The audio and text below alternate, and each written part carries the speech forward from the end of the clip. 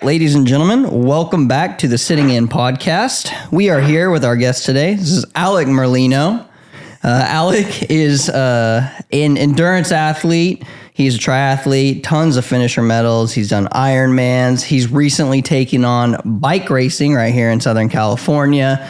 My man was on Survivor 37, I think. So that's sort of our elevator pitch on Alec, but we'll go ahead and turn it over to Alec for his elevator pitch on himself. How would you introduce yourself to the audience? That was good. That was really good. That's it? I think the only thing you miss that people get is like White Lotus. There's a little acting in there. Okay. Oh. So reality, then some acting. That's pretty much it. Content creator like yourself. Okay. Yeah. Content creators all around. I know. The funny thing is, it's like everything that you introed, it's like everyone else has done most of this stuff. Content creator, endurance athlete. Survivor. Yeah. Yeah. You know what I mean? It's not super interesting stuff. But Me and Max are actually both on reality TV too. Really? No. Oh, I was like, you never, bro, a lot of people are these days. No, that's There's funny. some weird shows out there. There are a lot of weird shows, man. How did you end up on, like, did you just send in an application? And Yeah. Just it was a video audition thing. So it was like, make a video, submit it, and I submitted. I actually made the video. I showed it to my buddy Ryan, and he was just cracking up. Which I knew. I was like, this is good. Yeah, you need the personality. And then submitted it. We went to surf. I came back after that, so 2 hours. But I had looked when I sent it to when I got the email back. It was 20 minutes. So wow. Yeah, I think it was just timing. you like sent it when someone was waiting for it to come in? Maybe the audition video, I don't know if it's like I can talk about what I did. They make you put them on private so other people don't try to copy the format. Yeah. But I think what I did in the intro was just catchy maybe. And so they're like, oh, what's this guy about? Because they get a lot of apps. I'm sure they probably get thousands. Thousands, yeah. So then it was enough to get a call, but then like the casting process was rigorous and it wasn't smooth for me. Like I got sent home. They're like, you're not ready. And then they invited me back.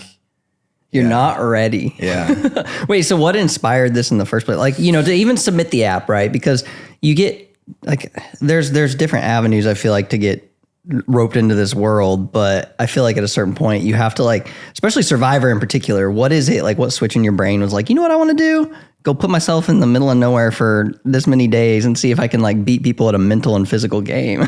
It was, I grew up watching it with my family. Okay. So there was something about, there's this vivid image in my head of watching all the contestants come in on the mats. When Jeff's like, come on in guys. And I'm like, looked at my mom one day. I'm like, dude, I'm going to be on that show. The crazy thing is I remember being in the house, looking at the TV, looking at my mom, like, I'm going to be on that show one day. So it was just this idea of like being on an island. It's just the lifestyle. I grew up in San Clemente. Okay. So going out, living on an island, You're like, I basically already do in San Clemente. Yeah, I'm like, dude, this would be sick. Chopping and then wood. It's the challenges. So Yeah. like, probably you guys would be the same way. It's like bike racing. You're, competitive. So that was the draw for me. But I was younger, so I didn't know that the social politics part is where I struggled. Okay. So I just thought, I can just charm my way through the field. But then there's other contestants that are very intelligent. They get the world of stroking egos, and they're lawyers, writers, real estate. So that part, like, it's always, if I knew what I knew now, I could do so much better. Oh, of course. But, I made it, I made it decent. Yeah, you made it onto the jury, right? Or yeah, it was like 30 or 29 days. So I made it pretty far. But then the end of the game really ramps up. So there's a tipping point, right? So then it's like, it gets to the point, once you get in day 30, you and I could be like, we're voting him out. Mm-hmm. And then the next day, all of a sudden it's you and him and I are best friends. So like the game, it starts moving at such a rapid pace where it's like things are changing every minute. I've always wondered, like, they do a really good job of, I feel like, hiding film crews, but I'm always wondering like what is the difference between like what ends up on TV and like what's actually happening on the island? That's a good question because they take, the first episode is three days compiled into 44 minutes once you factor in commercials. Oh, wow. Yeah, so think about that. Yeah. And they film, bro, everything. Yeah. Everything. You could be talking about nothing, bro. We'd be talking about Taking a dump in the woods. Yes. No, I'm not kidding. They follow you out there. We have code word for it, right? So like because because the cameras are on 24/7. So you're not like, hey guys, I'm going to go do my business or whatever. They're like, oh, you call it a 10-1 or a 10-2. Or say I'm going to go to the coconut grove or the coconut tree. And that's like, I'm going to go take a shit. Yeah. You know what I mean? But like the cameras are on 24/7. And at first, like I remember once we hit the island, you get up because there was beginning filming. But once we got on our 2 different islands, each tribe, I remember thinking like, this is such a trip. Yeah. This is so gnarly. Just cameras right here in your face. I'm like, now I'm the contestant, but you're talking about nothing. And so it'd be like, what's up, bro? Like, nice to meet you. And it's just like basic stuff and the camera's right there and you're laughing because it's like, you can't take it seriously. You want to tell the camera guy, like, dude, it's not that interesting. You don't have to get this part, but they get everything. Yeah. Was there anything that like you were like, oh, there's no way this is going to make the final? And then you're like watching it and you're like, oh, they decided to keep that clip? It was the opposite. There was things really? that I knew they would keep. Like, I'm like, oh, they'll definitely keep this. Like on challenges, you know, like in my head, I'm doing them like, oh, it's going to look sick. But there was nothing that like. You're like, I got to flex a little bit harder on the left side right now. Yeah. You imagine we win a challenge. I'm like flexing. I'm like, look for the camera, turn in the camera. No, it was more so like I didn't go on the show and think like, oh, I shouldn't have said that. You know, because you sign off, basically, they can edit you however they want. But there was nothing I said or did that I felt uncomfortable with or had anxiety afterward thinking, oh, I'm going to get a bad edit. Yeah. I was like, you know, how I am who I am. Yeah. If they make me look stupid, maybe I am stupid. So I just didn't really care, you know? So were you into basically like training Ironmans, endurance athletics prior to like that endeavor? So were you like, dude, I'm strong as hell because I do all these things and like, you know, endurance athletics. And then you were like, that's why I think I can do well on the show. Or was it more, I mean, you said obviously as a kid you were interested, but you know, or was it kind of the other way around? Was it like, man, you finish up the show, you need something else to do that was competitive. And so you're like, I'm going to start competing in Ironmans and triathlon. I wasn't into endurance like triathlon or cycling before, you know, which I feel like if I had been, I would have done even better on the show. Yeah. You last longer doing whatever challenge, right? Yeah. I mean, there's this challenge in particular where I was like on that perch and I was up there for like 6 hours and I just, I just broke mentally. Yeah. Looking back on it, I could have gotten in people's heads. They're like, come on, bro, this is nothing, you know, so like easy. Ironman's like you're out there for 10 hours or whatever. But no, it was like after. I think to your point, maybe I was just looking for something. Sometimes you don't always know how you get into certain things, hobbies. It just kind of starts. Like it started with running for me. Okay. Yeah, believe it or not. And then I got into ultra running, and then that became. I guess it's like, you know, you see content or you see videos out there. Maybe I came across a video of someone doing a triathlon. I don't even know how, to be honest, because I don't even know what an Ironman was.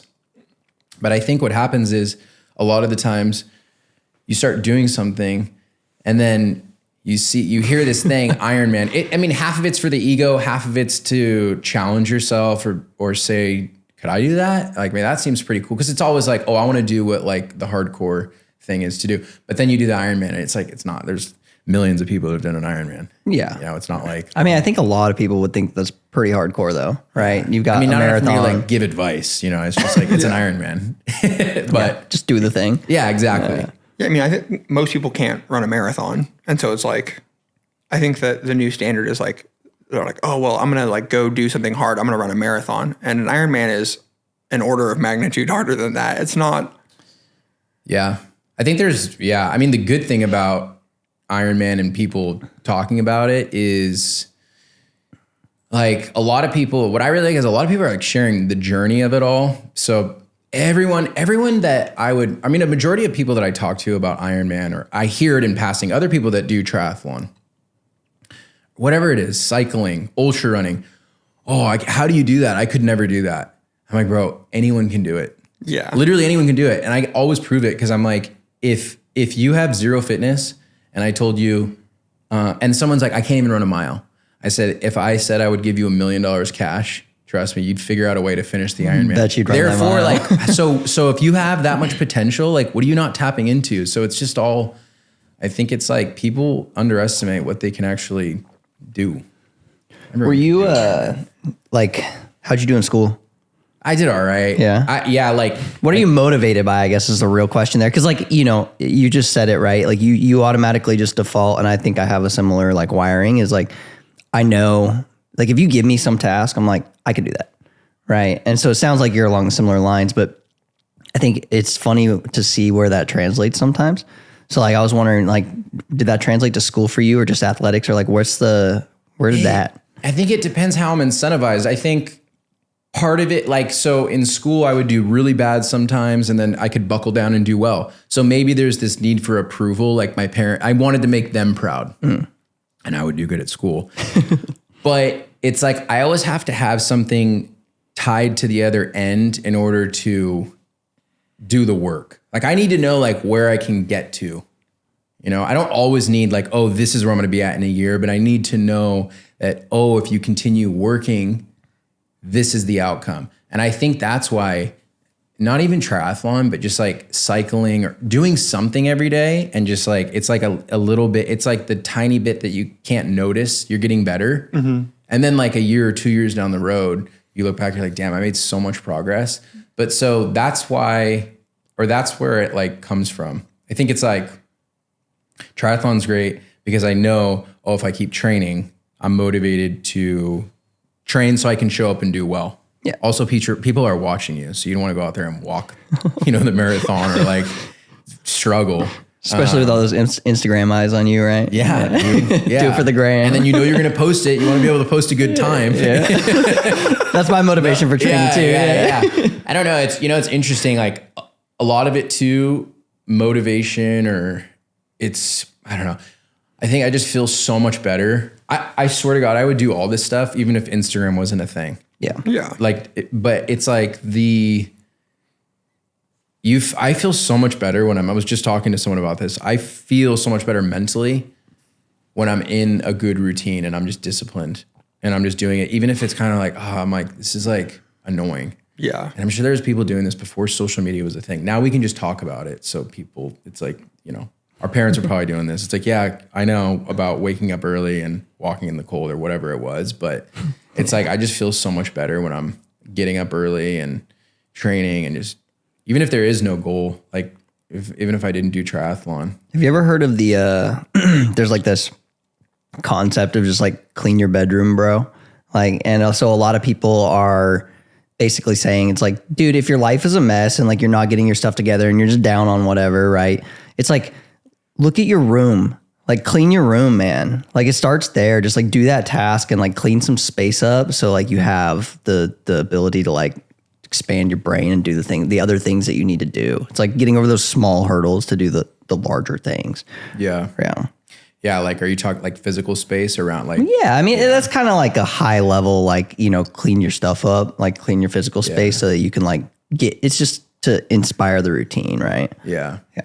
And go ahead. I always like noticed when I was in school, like I finished up college while I was also racing a bunch. And the times when I was like getting coached and riding the most is also when like everything else was kind of firing.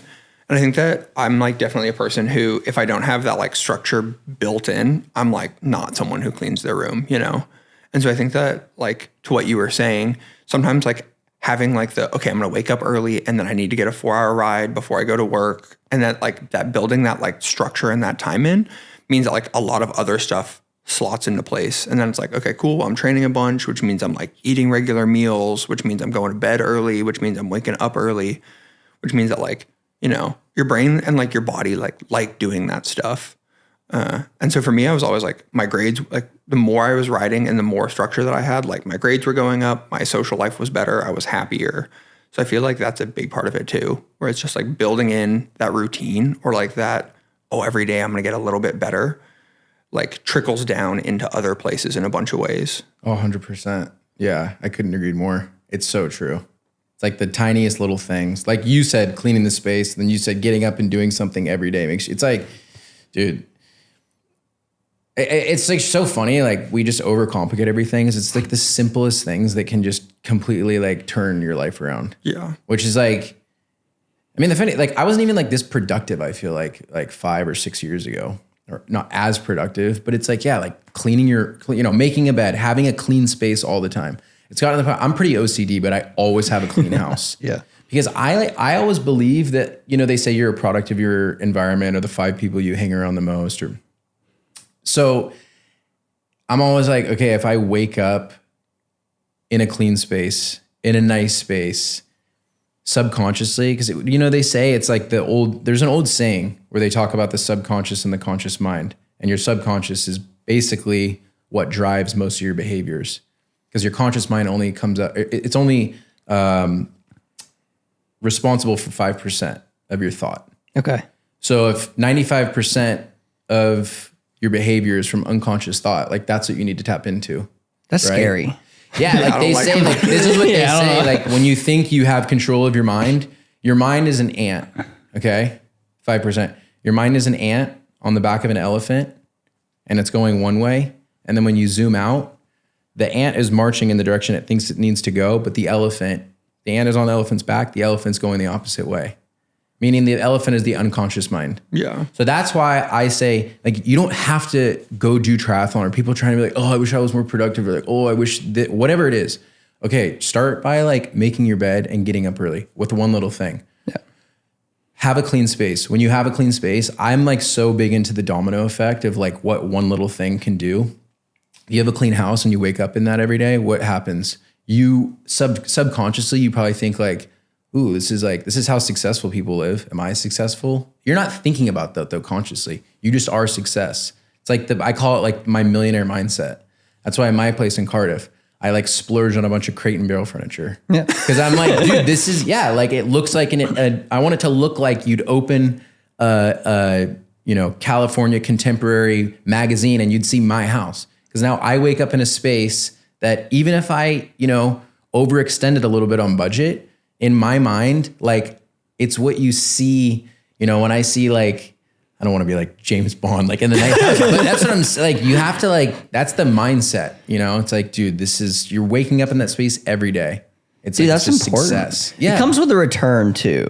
I would argue that like, you said extending your budget a little bit to feel good. Right. And dude, at the end of the day, don't go bankrupt, but I'm $47,000 in credit card debt. Restoration Hardware. I'm just saying, like, keep it clean. Yeah, Crate and Barrel, not Restoration Hardware. No, man, I totally understand where you're coming from though, because it's one of those things where I agree with that. I think it's when you have a space that you wake up in and you feel good about it, then it's less taxing on everything else. You just naturally wake up feeling good, and then you can just carry that through your day. If you wake up and you're like, I'm so upset about my circumstances right now, that's not really a good start to your day every single day. And if you're tripping over all your, stuff on the floor or whatever it is, because you can't put stuff away, it adds up. I always feel so silly. Like I'd like to think that I'm this like super complicated. I'm like, oh, I'm this supercomputer, but then it's, it's like I get 8 hours of sleep and then like drink more water and eat high quality foods. And I'm like, oh, I'm happier, where I'm like, sometimes I think that I'm this super complicated thing. And then on the other hand, I'm like, I am an animal. I am, like if my basic needs are met and I like spend time in the sun, I'm happy. Where I feel like it's like, sometimes I'm like, I really want to be more than just like some brain chemicals, but then I like do the things that make my brain make the chemicals. And all of a sudden I'm like, oh, everything's great. I like don't want to be that simple, but I am. I know we definitely overcomplicate life. I was even like having this conversation a couple days ago with my girlfriend about like food is a big one, right? But also too with these routines that people are making with like I cold plunge every day. I love my plunge. Do you feel that has so I was like doing not the high tech version that you're doing, but I was doing the like go to 7-Eleven and dump ice in my bathtub and like do what I can, That got really expensive actually, so I don't recommend it. Costco's the move if you're going to do the DIY. Okay, that's good to know. I should just do the freezer thing, but anyway. Do you feel, with so much like exercise and everything, do you feel that like it throws you off, or is it more like the mental aspect of plunging every day that like gets you right? I guess so. Like physical versus where are the benefits coming for you? Yeah, where are the benefits? Yeah. It's a good question because everyone's like anti-inflammation. Yeah. What is it? Norepinephrine through the roof. It's like you didn't even know what norepinephrine was before you bought the thing. Before you read the advert. Yeah. Here's why I like it. So right now, I put my plunge. I don't have a patio, but my neighbors do. I convinced them to put the plunge on their patio. They can borrow it from time to time, right? Yeah. And so it's kind of cool. Like we call it the little Cardiff Sanctuary. And Hunter, he's like, I want to do a 30-day plunge challenge. I said, yeah, sick. I was like, I'll do it with you. And so he does commercial real estate, so he has to get up early. So myself, Hunter, and then our buddy Jack, who also is roommates with Hunter, we get up every morning at 5:30, and then he's, making a video about it. But aside from the benefits, I just like that now we're all doing something together. We're getting up at 5:30. And then once I'm up, like today, I'm like, I'm kind of sore. I don't know if I'm going to go to the gym. Hunter goes, you're already up. I'm like, you're right. Gotta go to the gym. So it's just like, I think those are the benefits. Like it gets you out of bed. It gets you doing something. Everyone's like, I do it because it's hardcore, because it's tough. It's uncomfortable. It's like, I mean, everyone has their own reasons. Like benefits, anti-inflammation. I don't know, because I'm doing a lot of other things that could lead to anti-inflammation. So I can't speak on the fact that, this is definitely helping with my joints I think it's a combination of things, but you feel good. I feel good. Yeah. It wakes you up, and it is tough. And maybe it is like one of those things they say. It's like if you can do something that's like kind of shitty, then it makes the rest of the day easier. I don't know if I'm doing, working, I'm like, oh, this is hard. And then I'm like, oh, but I plunged. You know what I mean? But I think here's the thing. There's only positives. I don't think there's any negatives. So yeah, it's not hurting you. Yeah.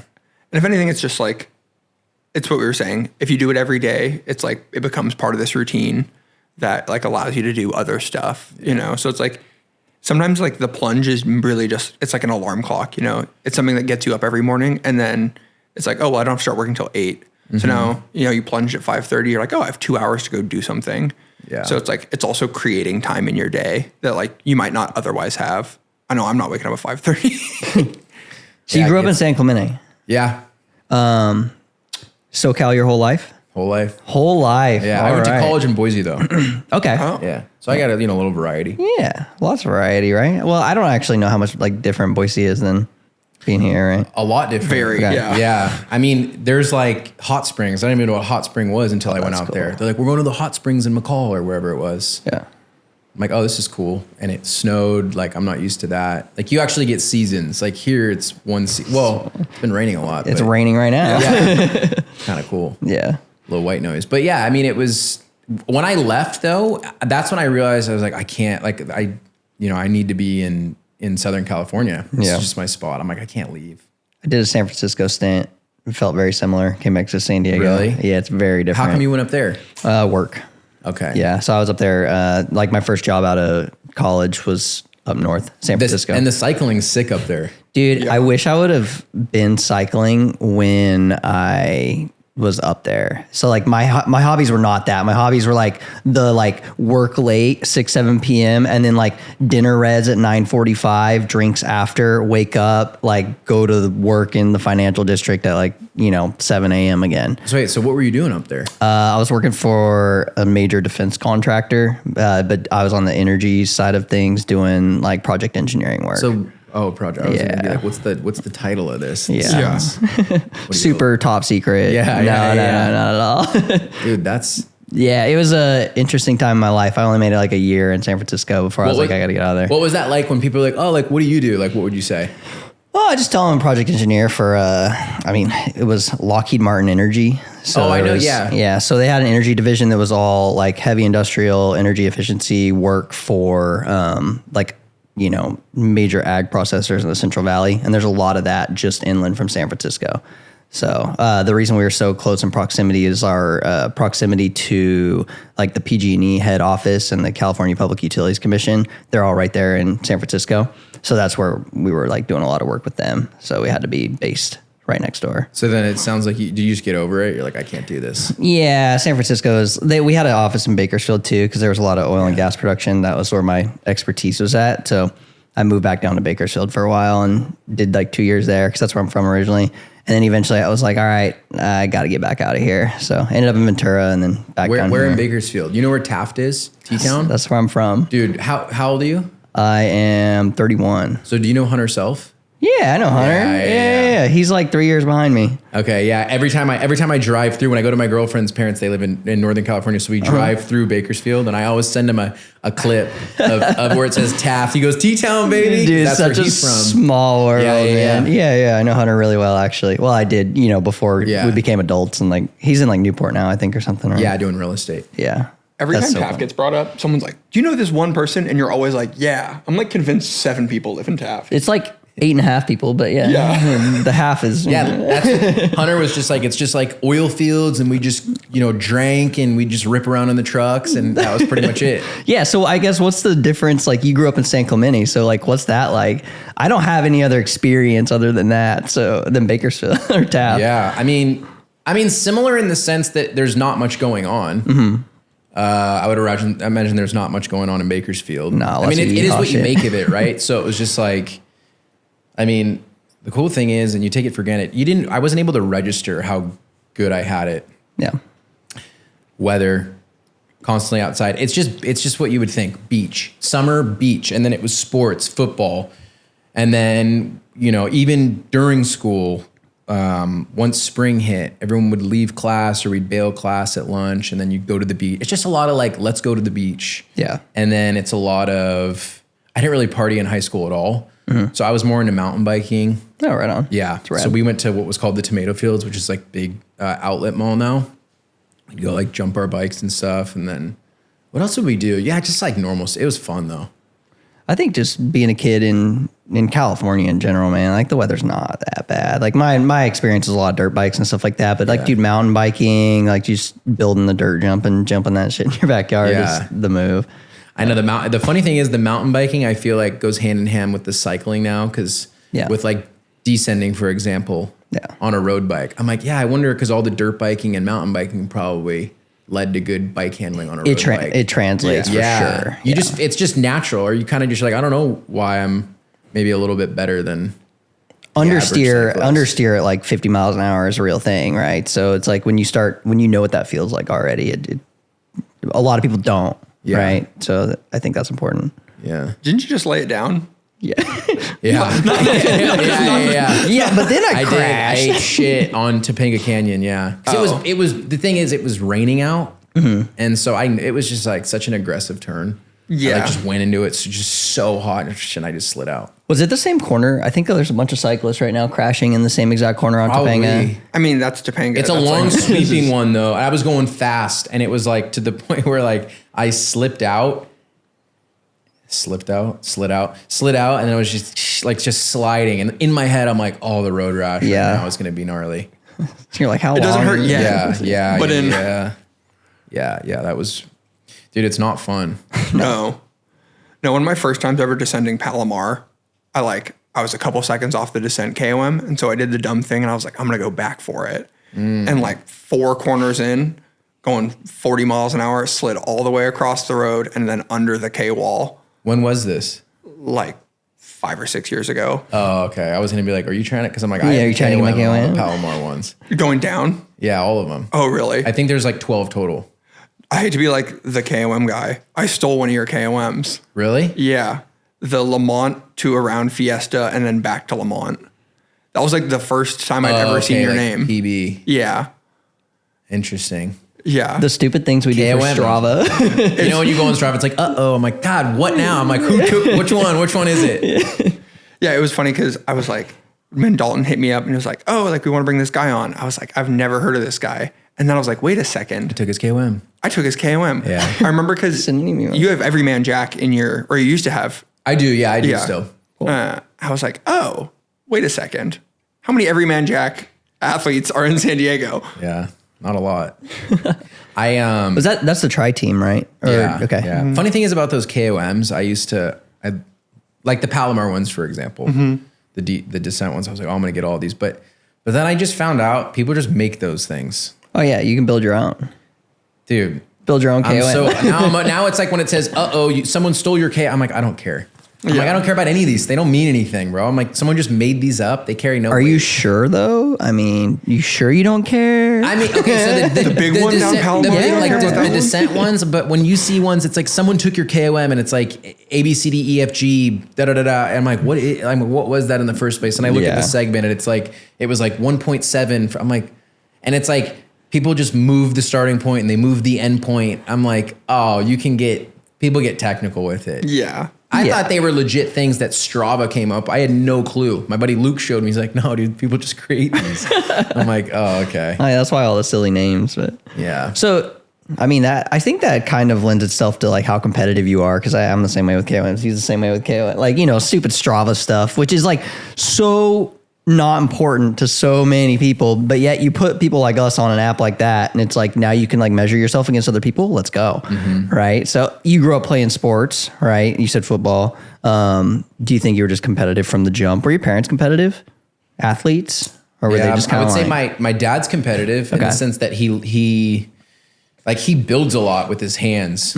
He's really like technical in that sense and he can do things. And it's just like a lot of the stuff he does, you're like, damn, bro, how'd you like learn to do that? And he just does it perfect. Yeah. Like we just built something in the garage. He'll build furniture and it's like insane. It looks like it's out of like a restoration hardware. Bro, no, I'm not better. Like, so there's that. So that's kind of competitive, right? It's like, look like what I can do. I think there's this idea, like I've never been a team sport guy.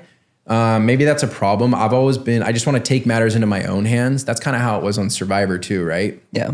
Like I loved the solo challenges because I knew it's just like, if I lose, it's because of me. If I win, it's because of me. And so with cycling, Strava, the KOMs, whether they're good or bad, or they don't mean anything, like to your point, I think it's cool because it maybe it motivates you just a little bit more to go push harder. Like, I want to go get this KOM. But then also too, you have to just think like, okay, you stole a KOM, like who's it from? Like if it's just some random guy, then that accidentally got it in the first place. yeah. Like, I don't know. Like, yeah, I don't know. But anyways, to your point, yeah, I'd say I'm competitive and I am. Yeah. I think I'll say I'm like, no, I'm not, but I definitely like am. I think one of the cool things about, I don't know, just like it's like, I think we see it with content now, but also like on Strava is that now there is a cool way that we now get to like compare ourselves to pros, or like, there's a level of like access to people that we like didn't used to have, which I think is like sometimes really cool. And then sometimes I feel like we're on like opposite sides of it where I'm like, oh, cool. Like now I get to talk to, Robin Carpenter. And now you're like the guy that people are talking to. Where I think that it is like a cool thing that now social media and Strava has like means that there's like this open lane of communication between people who like didn't used to be able to like talk to each other. Do you have people like hitting you up on Instagram being like, yo man, I just watched Survivor. Like I was rooting for you, or like, I was praying on your downfall. Yeah, I mean, the Survivor ones are like few and far between now because I'm so far removed from that. I feel like I don't really think about it. To be honest, until you brought it up, it's not something I think about. It feels like a dream because it feels so out of grasp now where there's definitely images and it's very vivid, certain parts of it, but it's just 2018 is a long time ago. So, dude, it's scary how long ago it actually is. Yeah. And so I feel like if I was on Survivor a little bit older, I feel like I've changed and grown a lot as a person. Whereas when I was when I was on that show as a contestant and they were filming, I was still in this travel phase, like, oh, this is sick. And I was taking it in. I definitely enjoyed the experience, but I wasn't like fully taking it in where I can remember things and compartmentalize things. And so, yeah, to your point, people still hit me up about that, like, oh, and I'm like, oh, wow, that's right. Yeah, Survivor.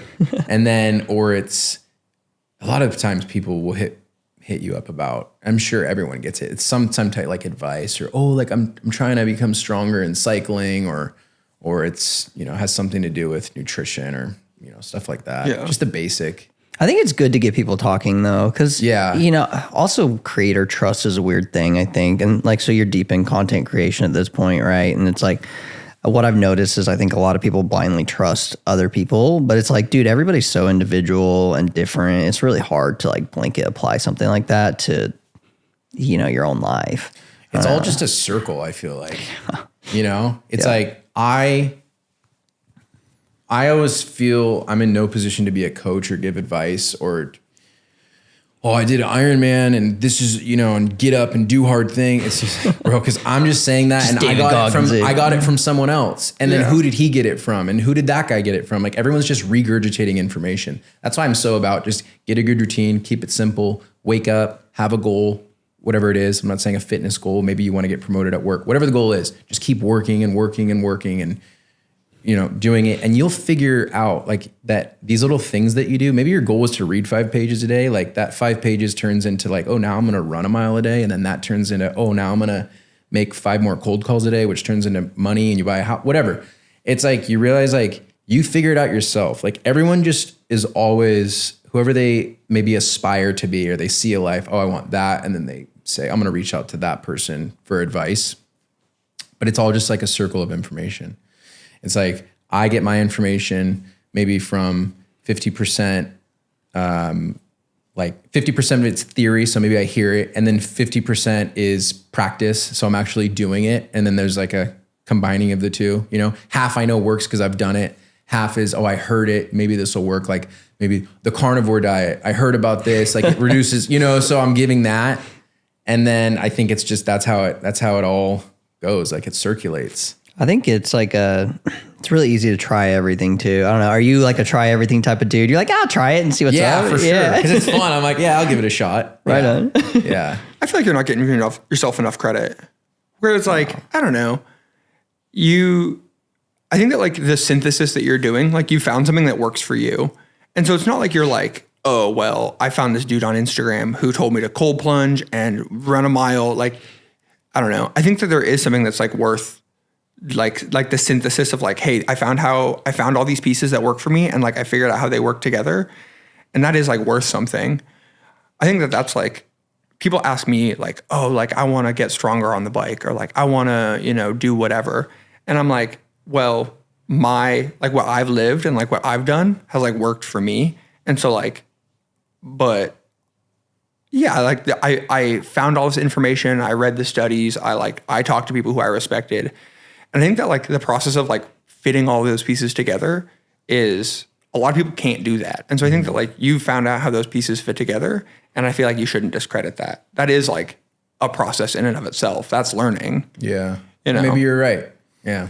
A lot of people like can't fit those pieces together.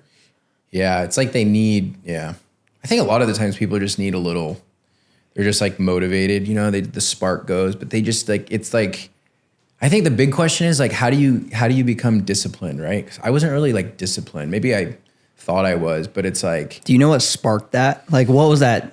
Do you have a time that you can remember back and you're like, you know what? It's time to be disciplined. Yeah, I don't think it's like something you can just like switch. You know what I mean? Switch. I think you have. That's what I'm saying. Like you have to have some type of goal there. And then was that athletics for you? Like, yeah, I think initially? Of course. Like for me, it's like that's what I have. That's what I can grasp. Yeah. Athletic goals. So then you say, I'm going to do this thing, whatever it is. You have to get up, and it requires you to do something each day to work toward that goal, progress toward it. And then it just is, you finish it, and then it goes to the next one. And that's where it starts to like grow. Like, it's not just that you woke up, I'm disciplined. True. Because it'll eventually, but I think that's like, discipline. How can you become disciplined is like, that's like has that discipline from, it sounds like you're disciplined in like the realm of sport. How does that translate to work and other things? I mean, because you're deep in content creation. What's your job? What do you do for work, dude? Content, like okay. Marketing. I mean, it's like, content, marketing, consulting. Because now it's like I'm working more with the companies. But I would say like content, video creator. Yeah. And then of course, like there's other things that I've been working on. Because I want to start my own thing one day. Okay. Yeah. I think a lot of content creators are in that. Anybody who does it, because it's kind of entrepreneurial in a weird way. Do you feel like that's the truth? It's for sure entrepreneurial. I mean, at the end of the day, like I'm only as good as my work. Yeah. You know, like I believe that, especially too with like the content you put out, like it's, again, going back to the domino thing, like that's why it's so important for me to have a clean space and like all these things, because then when I go make a video, I want it to be well put together well, and then I put it out there, and then another company sees it. Ooh, what's that? Like, I want to work with him, and then they hit me up, and then that's why like other things are important. How you treat people, how you carry yourself, how kind you are. It's just like, I don't know. It's just all a circle, and then that leads to, you know, more business. Like I found like now it's because I work with Whoop, Hyper Ice, Plunge, Okay. and then I just signed with HVMN, which is like really big. It's like a big The deal. Ketone IQ guys, right? Yeah. Yeah. Okay. Yeah, stuff. and I think now I'm like capped with like how much time I have, because then you have personal content, right? Like my own little podcast, Yeah. the personal stuff I want to put on my Instagram, YouTube channel, my website. I send out email, like, so there's a lot, you know. And then I have this little like community I'm trying to build, but yeah, it's a lot to juggle. But and I don't even know what the question was or where I was going to go with that. What was like the first domino that fell for you, like where things like started to pick up? Because Yeah. obviously like you have a big platform now, and I remember like I like watched Dalton blow up. He like posted a video of someone crashing on Instagram, and he was like texting me. He's like, "Dude, I just picked up 5,000 followers in the last week."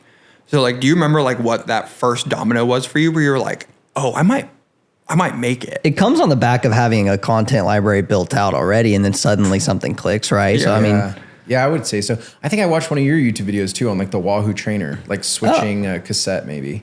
dude, probably Yeah. that's like pretty. Yeah. I think so. The domino that, dude, honestly, I would say the one thing that stands out is there wasn't like I mean, of course, Survivor, like you gain a following because of that. And then I had this job, you know, after that I got a job in technical recruiting, and then I was like, I should leverage my following. And like people that followed me from Survivor, once I started doing the fitness thing, there was like 8,000 people that unfollowed me because they followed me for Survivor stuff. So then they just expect Survivor content. When I started doing the running, some people didn't understand it. So a lot of the following I've gotten now is like people that see the fitness, the ad content that I'm doing that is fitness related. But yeah, I remember like the first domino was when I was traveling, I was backpacking, and then I had this idea, I want to go on Survivor. But it was like I made this video, I went through this casting process, and I don't know where this came from or where I heard it from. It might have been a friend, but this whole idea of manifesting. Mm-hmm. That's where like, I feel like that's what people should be talking about more. Talk about it. Is just like manifesting, writing things down. And I know a lot of people do it, but writing something down, and it could be anything. I put down on I'm going to get on Survivor. Like, I mean, I read it every single day, and I just believed it to the point where it was, you know, I mean, I applied in October, and I wasn't supposed to hear until February, so it was 5 months. But I still read it every day. I'm gonna get on Survivor, even though it was out of my hands at that point. I had already gone through all the castings, and I believed it so much that I didn't get a job out of college, because in my head, I'm like, well, no, there's no point, because I'm going to leave for Survivor and go film for 2 months, and then I'll have to quit the job. Like, why would I do that? So I picked up a bartending job. Nice. And then I'd see people come in San Clemente, went to San Clemente High School with, like, oh, what up, bro? I'm like, yeah, I'm going on this TV show. So like, I just believed it. Yeah. That was kind of like the first thing that sparked. And then it translates to fitness stuff. Because now you say to yourself, oh, like an Iron Man, that's pretty gnarly. Bro, I can finish one of those. You just have to believe. And that's like, I mean, that's not really a good example, but like with the place I'm in, Cardiff now, there's a YouTube video where I'm talking to someone about it. I'm like, bro, trust me. I'm like, I'm going to get a place in Cardiff. It's going to be, you know, I don't know if I said 2 bedrooms, but I do know I said ocean view. From when I'm Zwifting, I can see the ocean. When I make a coffee, I can see the ocean, and I wake up in my bedroom, I can see the ocean on the beach in Cardiff. Trust me. And it's in a video, and it happens. Like, you have to, like, I always say, I'm like, dude, whatever it is, even if you're in no position to acquire a certain thing, maybe you're like, I want to buy a house in La Jolla and the house is 5 million. Yeah. And you're like, but I'm unemployed. It doesn't matter. You have to like, you have to speak it and believe it so much to the point that the universe conspires to at least put it in your path. And then all of a sudden you're like moving a little closer, a little closer, a little closer. That's what I'm big on. Do you think that when you start writing stuff down, saying it out loud, repeating it to yourself and everything, do you think that naturally you translate or you readjust, like you realign yourself to just subconsciously, as we were talking about earlier, fall onto the path of the things that you need to be doing to execute on the goal that you have written down? I think so. Yeah. I mean, if you're speaking it and if you you have to fully believe it though. And that comes with speaking it and reading it and talking about it and getting more comfortable with saying like, I'm going to do this. What do you have written down right now? Right now, well, I have I want to buy a house before I'm 34. I'm 30. So a house Plenty in of Cardiff. time. Yeah. And I look at houses on Zillow with no price thing. They'll be like 4 million. I'm like, I'll get it. Yeah. And that might sound cocky or arrogant, but like whatever, like you're not going to go tell everyone that. No. But like inside, deep down, like you need to have that mentality. Of course. And not that it's all about like money. Like I really don't care. I'm very minimalist. Yeah. I don't have like board shorts, t-shirts. I don't own a lot of stuff. My house is like minimal. So like things don't, and a house isn't going to make me like I'm living the dream now. Where it's like, more about the location anyway than it is the thing. Yeah, right? It's more about just like proving to yourself that like you can say you're going to do this thing and like you acquire that thing. Like I visualize like what it's going to be like when I am going to look at houses, who's going to be with me when I get the keys. And then like I can visualize like walking to the house and like putting the keys on the counter and like looking around and be like, damn, like I fucking did it. Like that's all mine. Yeah. Yeah. I mean, of course, but yeah, it's just like being able to, because like you watch all this stuff, like these like content creators or people that have these things, you're like, damn, bro, like I'm so far behind, but it's like, bro, they were too. Like you just have to, there's no difference between like you and I, like all, like everyone can acquire anything they want. It's just like whoever wants it the most. It's a crazy world we live in too, because I think we're just hyper aware of all these things now. Yeah. So, keeping up with the Joneses in its own right? It's a kind of, I think what you're alluding to is different, but the general idea of like being able to achieve certain things, like you wouldn't have known that some of these things even existed had the internet not existed in the capacity that it does these days. Yeah. Right. So it's like now you're just exposed to a different level of things. And it's like finding your baseline happiness is really interesting. And I heard recently there's like, from 1 to 10, you're going to be a baseline level of happy. Right. And so there's like, no matter what you acquire, say you get a Ferrari tomorrow. Right. And you're like, dude, I love this Ferrari because I'm a car guy and it's so sick and everything else. The science behind it, I guess, says that you will return to like this baseline level of happiness within like a certain amount of time. So my question then, right, it's kind of a segue. Where would you say 1 to 10 your baseline happiness level falls? Probably a 7. That's good. But I don't really like, I don't feel like my happiness does this like a lot. Mm-hmm. And that's why I'm so big on routine. Because I'm like, even if I was just locked in with how much money like everything's locked in, like you'll never go up or down, house, thing, all that. I'm like, dude, I'm totally cool. I'm so happy. I'm like, I wake up every single day and I walk outside, even when I was in my spot in Carlsbad. Yeah. I'm like, dude, it was a studio, but I thought it was so cool. I was like, I'm so happy right now, just having a space and I'm like close to the water. I get to bike, all this, I get to create this content. Like that's the stuff that makes me happy. Like, dude, I'm totally fine. So my baseline, I feel like is pretty good. And I feel like I make a conscious effort every day to do things that I know are making me healthier mentally, physically. Like I don't drink. I don't go out. I try not to eat. This is a new thing, but like cutting out all processed foods, sugar, being productive, like actually working, like writing things down, be like, all right, I want to write this script for this video. I want to create this video today. Like that's what makes me feel good and fires me up. I feel like going back to what Dalton said, like a lot of what we see now is on Instagram or like YouTube is like a highlight reel. And I think that one of the things that for me has been super cool is there's now this like new era of people who are doing like a more authentic level of content creation where they're like, I don't know, like these are the setbacks. Mm-hmm. These are the flops. I like appreciated that. I was like scrolling through your Instagram and I was like, oh, this is cool that you like, I don't know. You do talk a lot about like, hey, like I'm on this path. It's upwards. It's like, but I was also appreciative of like, you were like, I don't know. There are like times where it sucks. And there are times where like, do you feel like you've had like some things that you were super excited about that have just like flopped? Dude, I'm so open with everything. Like I'm never going to like, make something a highlight reel. The thing is, I have a tendency to get really all in on things and I'm all about it. And then I kind of like fizzle out. But I think that's just me. I just like new things. I like to be stimulated in other ways. That's why I'm so big on jiu-jitsu right now. Because I feel like, I'm a beginner. I'm learning this new craft. This is cool. But yeah, like it's like I have a knee injury right now. That's like, there's always going to be setbacks. And I'm not the fastest triathlete.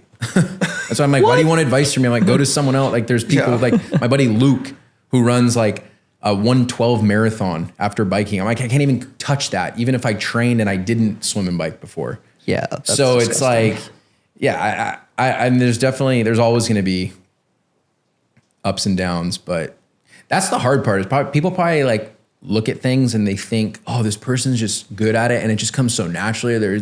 They're so talented or whatever, or it's just coming so easy to them. It's like, good luck in genetics. No. Do you feel like overall then you've been, do you feel like that's a lot of genetics then? Like the way that you're, wired to like, you seem like a relatively curious, driven, like person that's interested in learning new things, right? It's like mentioning jujitsu. You're driven towards like, especially the beginning phases when stuff is hard, right? Do you think that there's something in genetics that is like, dude, this is hard. Like, this is why I want to do it. The challenge of everything. Yeah, possibly. That's a valid question. I think also too, maybe it comes back to visualization. I don't know. It's like when I learned guitar, I just remember like looking at it and I'm like, dude, I could do that. I would like imagine myself playing it, and then you learn it. So maybe that's what it is. Maybe I imagine myself doing these things and what it's going to look like and how I'm going to move. If it's jiu-jitsu, or how I'm going to play guitar, or with triathlon, what it's going to be like when I'm running across a finish line. And then that's where I'm curious, I visualize, and then that's what sparks the action. Because I do know when I am training for something, whatever it is, or doing something, there'll be random times where I think about the finish line, right? So like with triathlon, I'll be training. It'll just be a random bike ride. This could be 3.5 months out for a race. But then all of a sudden I get kind of goosebumps because I'm thinking about the finish line. Not that I'm winning, but I'm like, oh, that's going to be sick. Like, I think about it. Same thing when I'm working and I'm just at home and I'll like lean back and I'll kind of like look around and I'm just zoned out. And then I think about, of course I'm so grateful for the place I'm in. Yeah. And I think about like, dude, one day you're going to be in a position to buy a place. So it's just all these things. I think it's like the curiosity is sparked by visualizing something. And then that leads to me just taking action and doing it to see if I can actually do this thing. Between content creation, training, everything else, how many hours in a week, actually how many hours in a day do you think go towards your non-tangible things like you're so dedicated to routine, right? Which these things require a lot of time. And I think that people sometimes don't see that behind the scenes. So from on your end of things, how much time are you dedicating a day to work/training? The non-negotiables, the non-tangible items, things that you cannot get rid of out of your life. Or that you wouldn't want to, Yeah. It's funny because someone just I made this like day in the life thing, right? Someone's like, so you only work an hour a day? I'm like, well, no, if you look at it. Like there's like 4 hour gap. It was 5 hours. I try to be good. That's a good question because I get up, and I'm not saying I get up at 5:30 every day. That's not true. Some days I sleep in. Some days my girlfriend and I wake up and it's like, the alarm goes off at 6:30 and we don't get out of bed till 8:30. So I'm not going to sit here and pretend like I get up every day at 5. Not true. Not true at all. Dude, there's some days. One day I woke up and we watched all the James Bond movies. Yeah. What does that say about me? You got to do it. Yeah. So, but I would say 90% of the time I'm getting up early.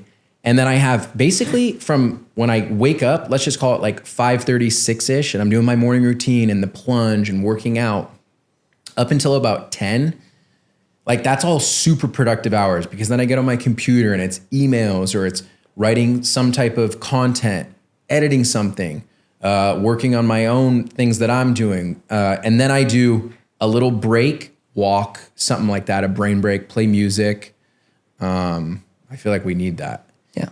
And then it goes back to some work, and then it's training. That's kind of the schedule. So that didn't really answer your question, but I feel like my whole day is I'm really stingy with my time. Like my whole day is kind of non-negotiable.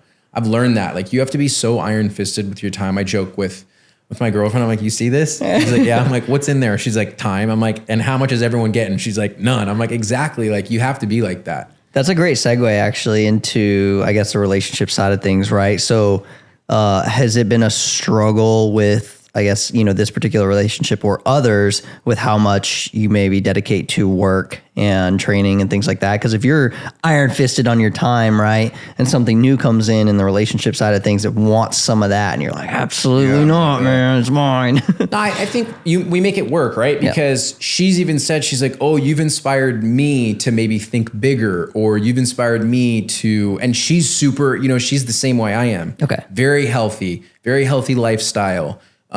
Good relationships, like it goes back and forth. Like I might be iron fisted with my time, and maybe she's inspired to, I can think bigger, but then she inspires me with the way she does certain things. So it's like a good blend. But I definitely, dude, it's just like, I don't know, boundaries maybe. I'm like, look, I have to take care of these things, I'm like, I have to do, these are non-negotiable for me. I have to do these because sometimes, I remember when I stopped drinking, people were like, come on, you can have one beer, bro. Just kick your feet up. I'm like, no, I can't.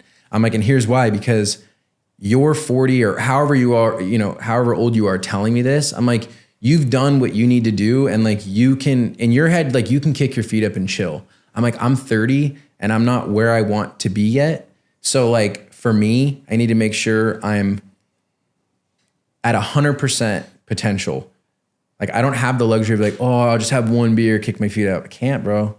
You know what I mean? You gotta like, I'm not saying be on the gas the whole time, but I just want to make sure like I'm doing everything I can to get where I need to go, because I never want to look back when I'm 35, 40, be like, fuck, bro, like I didn't do it. I'm like, well, could I have worked harder? That's the thing. Yeah. So like, I always feel like whether you win or lose, you just want to be able to look back and be like, at least I put my best foot forward.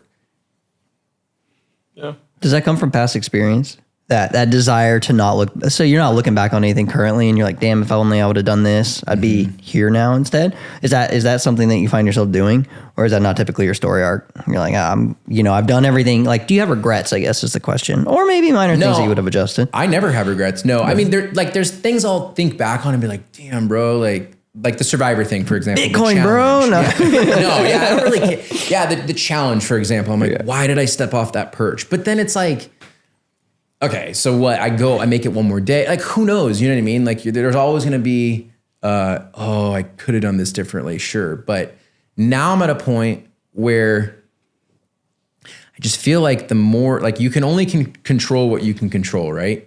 So it's like, there's all these variables, there are all these things like we're inundated with, like social media or all these. So I'm just trying to like control my, how productive I am, the things that I give my attention to, the people that I give my attention to, where I'm putting energy, what I'm thinking about, all these things. And so I feel like it's just a lot healthier, because then when I am missing or, falling short, it's easier to then correct, right? So like, let's say I'm falling short of a goal, but I'm like out partying. I'm like, is it because of that? Is it because of like, what's it from? Like if I fall short of a goal or I'm missing, I feel like it's easier to navigate what's wrong there with the situation, or I can kind of like identify more clearly. Yeah. How did you go from like being a content creator to ending up on White Lotus? Like what was that? Oh, because of Mike. The guy who writes it and directs it. Okay. Oh, really? Yeah. So I'm not an actor. What? No, I mean, it was kind of a joke at first, because when we were on Survivor, so he was a contestant as well. Mike was. Mm-hmm. And I didn't know who Mike was. I didn't know he was Ned Schneebly from School of Rock. Yeah. So he wrote that too. He written a lot of movies like School of Rock, Nacho Libre, Despicable Me, like all these movies. And I'm like, whoa, I didn't know that. And I was in like a confessional one day and I kind of like caught wind of it. We were like interviewing back and forth, like, so what do you think of Mike? And then I found out I'm like, oh, that's why he looked familiar, sort of. I thought he was like a dad from, like LA. I didn't know. And then so we got off the show and we were still really good friends because we bonded on the show about traveling and all this cool stuff. Very cool. And he like hit me up when I was in Zion, Utah, actually about to run this ultra. He's like, hey, I'm writing this new show for HBO. And there's a like role in it if you want to audition for it. So audition for it. So then I still did the whole thing. I auditioned and like it was out of his hands. And then I was in charge or in touch with the casting people. And so like I had to like slate and be like, it's Alec Merlino. And then you turn and then you have to read lines. And that was kind of odd. Yeah. Yeah. Really, really weird. Do you feel like, that's an interesting, I've never done anything like that, like from an acting perspective, but in content creation, I feel like there's the switch you have to kind of flip. Like when you turn on the camera, it's like, it's a running joke that I have with a few people. It's like, you have the YouTube voice. Do you feel like ladies and gentlemen? Yeah, what's up, lady?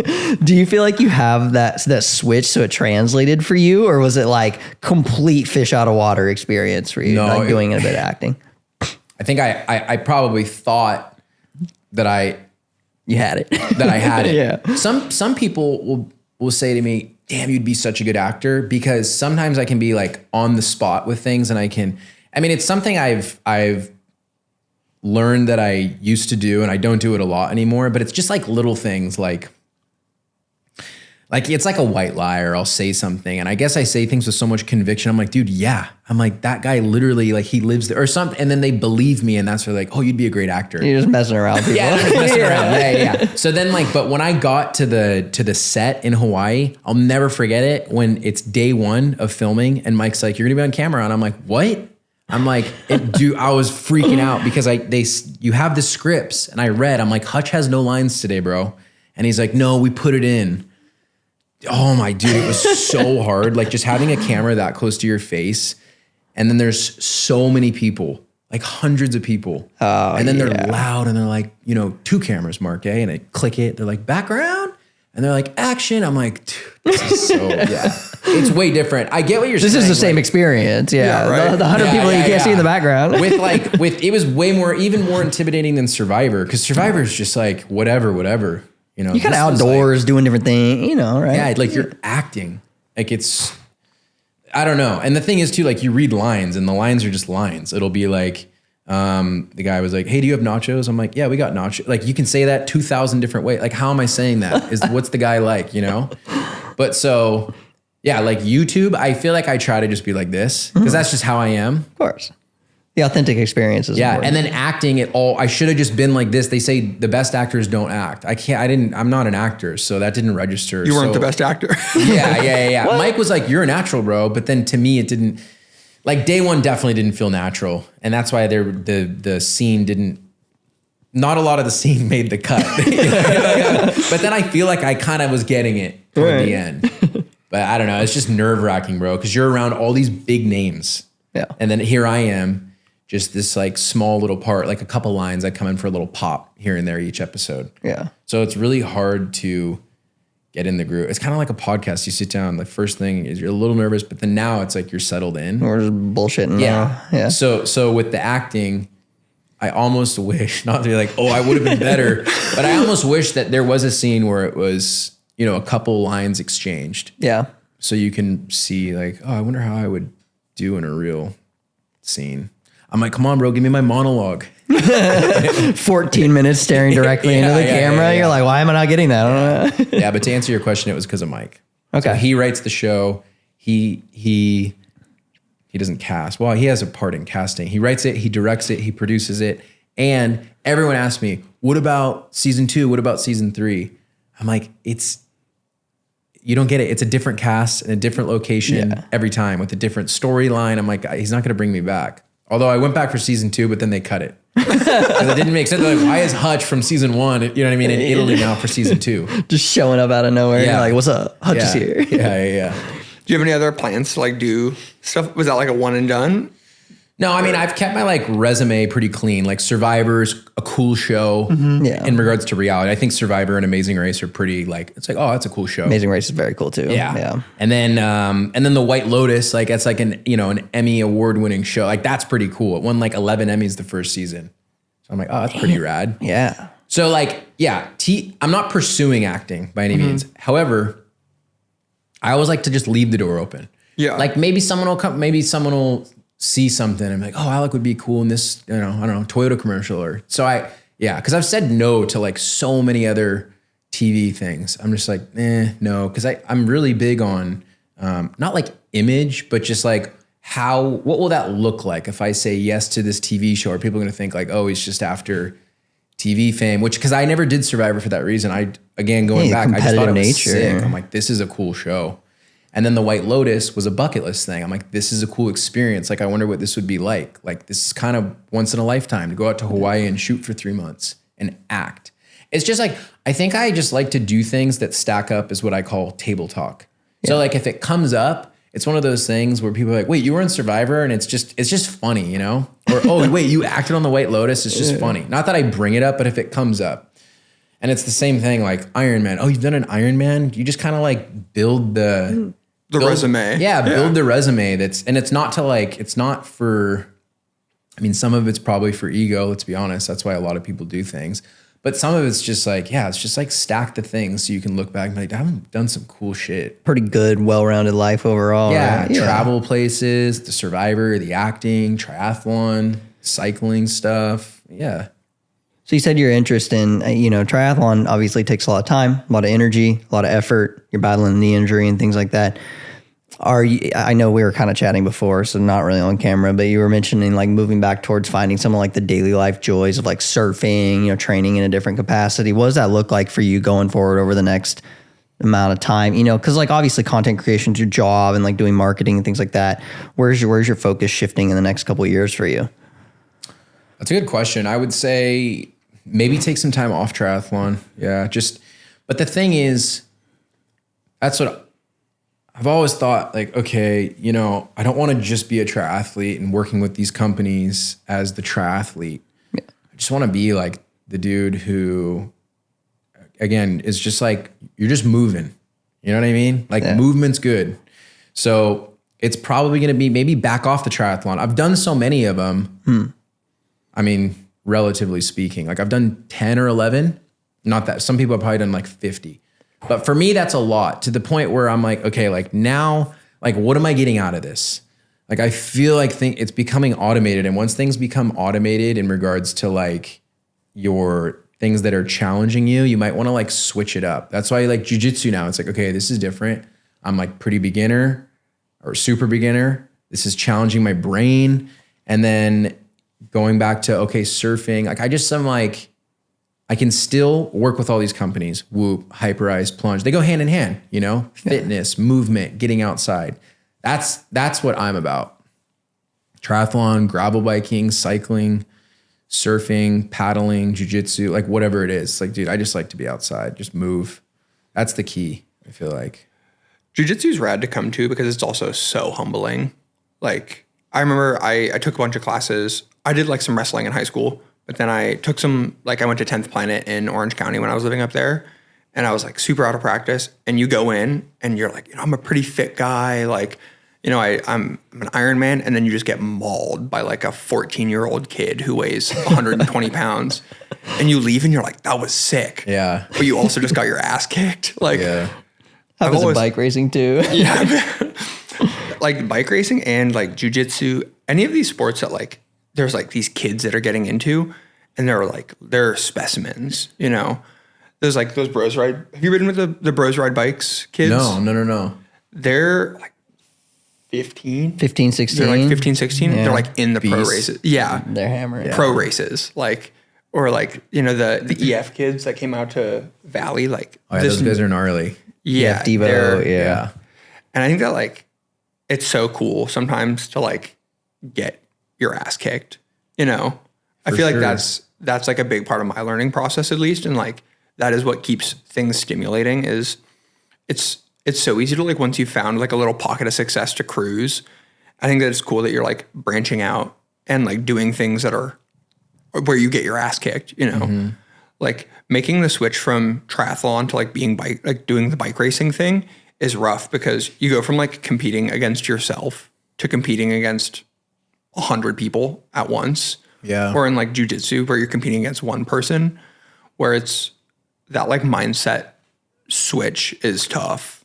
You know, I remember like going to these like, you know, beginner jujitsu classes, and, you know, I had some grappling experience. I was in excellent, like I was riding like 16 hours a week. I was like in great shape, and I would like go to these classes, and it was such a nice way to like get put in my place, you know, where it's something that's like totally new, where you don't have like any level of expertise. You're starting back at like ground zero.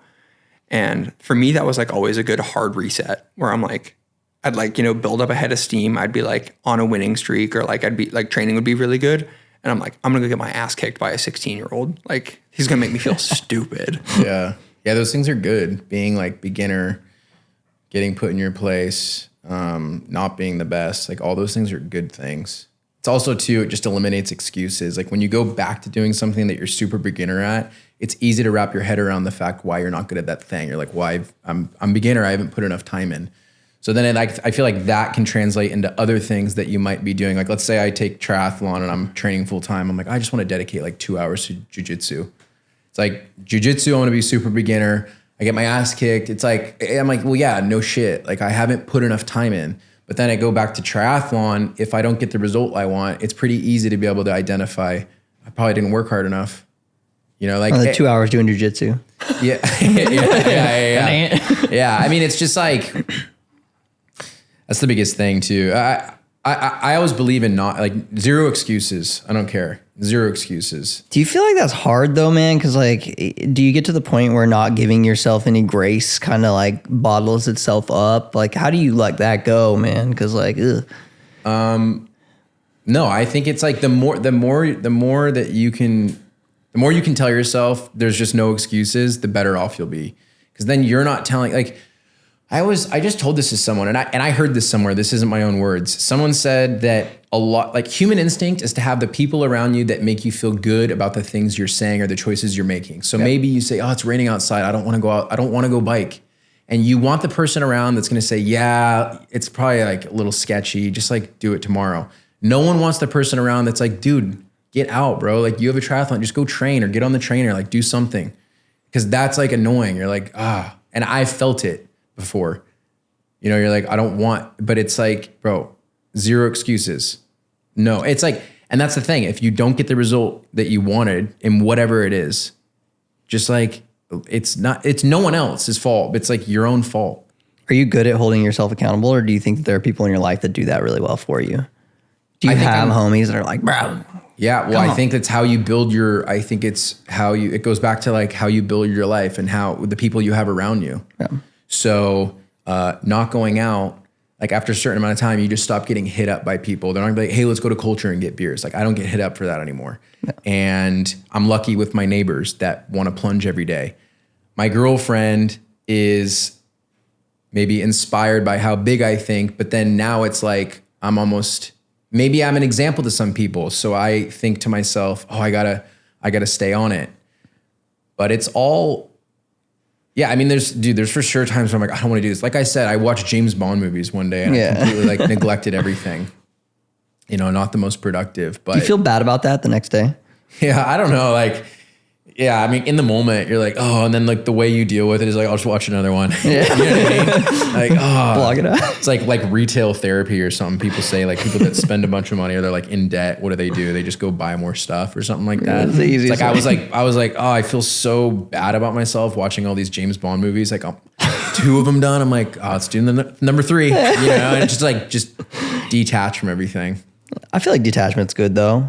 Sometimes. Yeah, not being too hard on yourself. Yeah, I think so. I don't know. I mean, here's the thing, bro. Like, I think you need to be hard on yourself and you need to keep yourself accountable, like figure out a way to, even though it's difficult, and have the no excuse policy because I a lot of the times people aren't there to do it for you. People, like too many people, I feel like are just too easy on we're too easy on each other.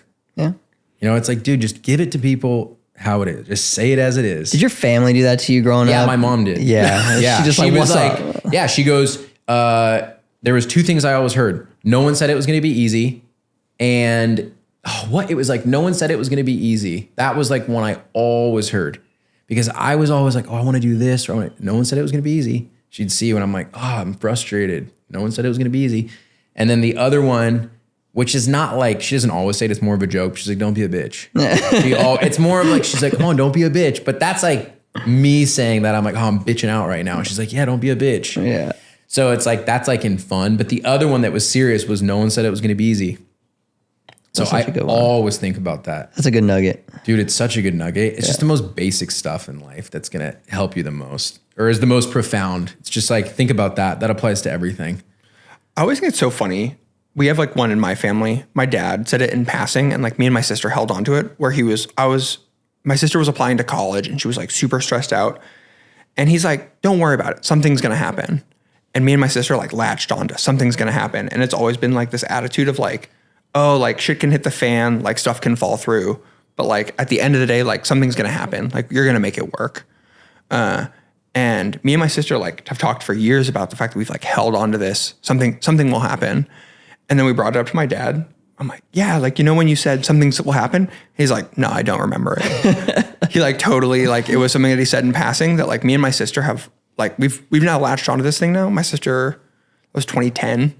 So it's like me and my sister have like said it to each other. Something will happen. Anytime something goes wrong where it's like, oh man, like I didn't get into grad school or like, oh man, like I hate this job. Like, what if I quit? You know, and she's always like, well, something will happen. You know, like there always will be a pathway forward. And yeah, I've thought about that all the time. And I was like, hey dad, remember when you said that to me? And he's like, no. Something always happens. Yeah. You know, I always say like, there's no one thing is good or bad. It's just neutral. It just is. It just exists. So, have you heard that Chinese proverb or that story about the man and the horse and his son in the war and like the who knows what's good or That's bad? What I was thinking. Yeah. It's the story of maybe. Yeah. Like, yeah. There's the man with the horse that runs away. Everyone's like, oh, it's so unlucky. He's like, yeah, maybe. Yeah. And then the horse comes back and it brings other wild horses. They're like, oh my God, like that's so lucky. Now you have all these horses. He's like, maybe. But then his son rides one of the horses, falls off, breaks his leg. They're like, oh my God, it's so unlucky. But then they come in to draft for the war and his son doesn't get drafted because he has a broken leg. They're like, oh my God, you're so lucky. So it's just like a constant. And my girlfriend, her grandma is the one who told us that story. Yeah. I got it somehow from her. Dude, it's and I was like, wow, like it. And I feel like I'm like that. I'm like, you know, maybe not. I don't know, whatever. But it's always like, I've always said that like you need to do every once in a while, you should do like a bird's eye view of your life and look at like where you're at and be like, okay, like how did I get there? Trace it back. Because there's probably a lot of quote bad things that happened that led to that. And now you're like, oh, I see, you know, it's like those things needed to be, it's like, it's the setup, it's the tee up. So like one door closes, there's like a bigger one on the horizon that's about to open. Could be a good thing in your eyes, could be a bad thing, then it leads to a good thing. So do you think 5 years ago, if you take bird's eye at both perspectives and 5 years ago, looks at your bird's eye view of your life now, would you say you'd be proud of yourself? Yeah, 100%. Good. For sure. Yeah. I mean, not because of anything I've acquired, right? Because again, I don't have nice things. I had like one car for 12 years. I just got a new car and it's an older car. I don't have a lot of clothes. Like it's just like nothing like material, but I'm just like proud of the fact that I feel like I've continued to grow. So like with running, that's a good thing. That's a positive thing. Everyone can agree like going out and running is a good thing. And then it led to like, oh, like doing some triathlons, meeting better people to hang around. Then I stopped drinking. And so like, these are like all good things. I'm like, oh, that's really cool. And it's led me to meet cool people, experience races, go to cool places. Like that's all really cool. But I will say that like, dude, it's so easy for me to pinpoint certain things that didn't happen in my mind. I'm like, oh, it's not working out. And then I realize, oh, wow, that needed to happen. So now I'm 30 and now when things happen, It's just like, it just happens. I don't label it as good or bad. I'm like, it just is what it is, you know? Life experience. Yeah. Like whatever. Well, you want to hit us with something you want to plug, dude? You got stuff coming out? You got Taco Talks? You want to talk about this Dude, stuff? I got nothing to plug. I mean, man, nothing to plug. All right. Yeah. Well, I'll point you guys towards Alec's Instagram. We appreciate you being on today, man. It was a great chat. Really like hearing what makes you tick. I mean, dude, we got to do it again at some point. This is great. Yeah, we can do a follow up. Sure. Yeah, we'll ride some bikes together, go rip around. I know you're in North County, neighbors basically. So. Yeah, dude, down. That was good. I hope people got good little nuggets from it. Probably, man. We'll cut some things up and we'll put them out there and collab with you and everything else. And yeah, tribe has spoken, brother. Thanks for having us. Thanks for good. That was good. We're all done. I'm done. My torch is snuffed. Yeah.